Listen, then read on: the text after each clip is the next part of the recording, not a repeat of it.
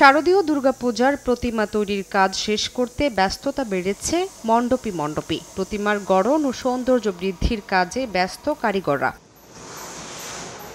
বগুড়ায় এবার ৫২৮টি মণ্ডপে শারদীয় দুর্গাপূজা অনুষ্ঠিত হবে। শেষ মুহূর্তের প্রতিমা তৈরির কাজ দেখতে আসছেন ভক্তরাও। জেলায় এবার সর্বনিম্ন ২০,০০০ টাকা থেকে সর্বোচ্চ ৬০,০০০ টাকা দামের প্রতিমা তৈরি করা হয়েছে। পূজা শুরুর আগে প্রতিমা তৈরির কাজ দেখে উচ্ছ্বাস প্রকাশ করেন ভক্তরা। পুজোটা শুরু হবে তো ৭ দিন পর, তো ভালোই লাগতেছে। রং করতেছি, এই ৭ দিনের মধ্যে রং টং শেষ হয়ে যাবে। শস্য শ্যামলা সুজলা সফলা এই পৃথিবী ধরাধামে উনি আশীর্বাদ করে যাবেন। শেরপুরে এবার ১৫৮টি মণ্ডপে অনুষ্ঠিত হবে দুর্গাপূজা। খড় আর কাদামাটির কাজ শেষে দেবীকে সাজাতে ব্যস্ত কারিগররা। উৎসবের নিরাপত্তায় সর্বোচ্চ ব্যবস্থা গ্রহণ করা হয়েছে বলে জানায় র্যাব। যে পরিশ্রম হিসাবে টাকা পাওয়া যায় না, কিন্তু বাপ ঠাকুর দাদার আমল থেকে কইরা আসছে, ওই জন্য করার লাগে। সব জিনিসের দাম বাড়তেই আমাদের তেমন প্রতিমার দাম হয় না। দেশের গন্ডগোলের নিগাল বানানি স্থগিত ছিল, এখন এরকম চাপ পড়ছে,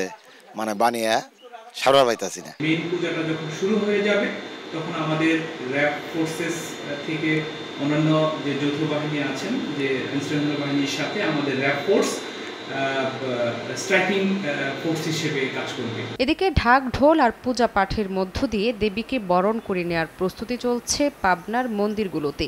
জেলায় এবছর ৩৩০টি মন্দিরে পূজা অনুষ্ঠিত হবে। উৎসবকে ঘিরে প্রতিটি মন্দির নতুন সাজে সেজেছে। ওয়েদারের কারণে যে ড্যাম ঠাকুর শুকাচ্ছে না, মানে কাজ আমার পিছিয়ে যাচ্ছে। এছাড়া নাটোর শহরের কদমতলী মণ্ডপে ধান দিয়ে প্রতিমা তৈরি করছেন কারিগররা। রংতুলির আঁচড়ে প্রতিমা নির্মাণের জন্য রাত দিন কাজ করছেন তারা। জেলায় এবার ৩৬৯টি পূজা মণ্ডপের জন্য প্রতিমা তৈরি করছেন কারিগররা।